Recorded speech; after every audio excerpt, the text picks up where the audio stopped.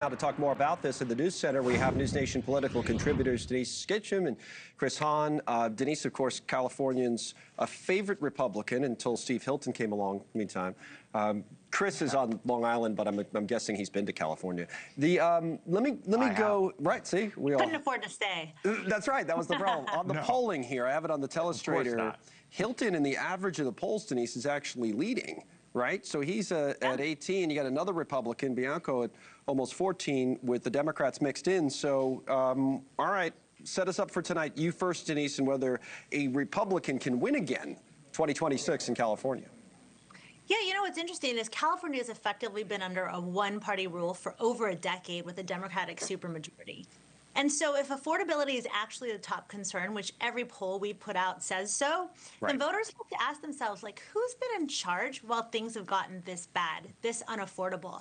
We've literally gone from being the Golden State, which is, this is my home now for 49 years, I've lived in California, to some state that really is a state that everybody wants to stay in, but it's called, like, it's the exit state now because nobody can afford to figure out how to stay. And it's not because of the weather. Let me tell you, we would fight tooth and nail to stay if we could. Just nobody can afford to figure out how. So I think what we're going to see tonight is that unlike other states where people are arguing about Trump, we've got a bunch of Californians saying, you know, we're pretty insulated from Trump out on the West Coast. We've only had Democrats in charge. What are we going to do about the leadership that's there now?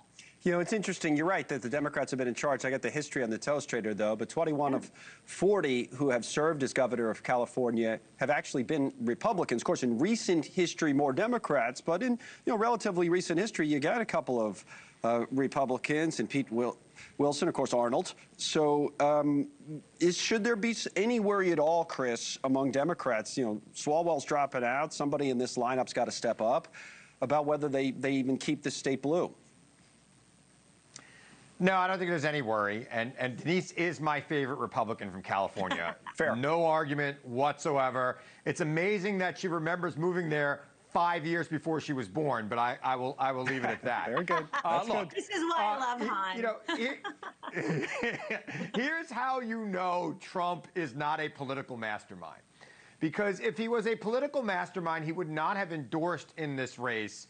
And there might have been a chance that you got two Republicans in the runoff. There's no chance of that right now. At the end of the day, the Republican will get about 30 to 35% in November in California, and whoever the Democrats nominate, whichever one of them it is going to get the rest of it. And it has nothing to do with any of them, right?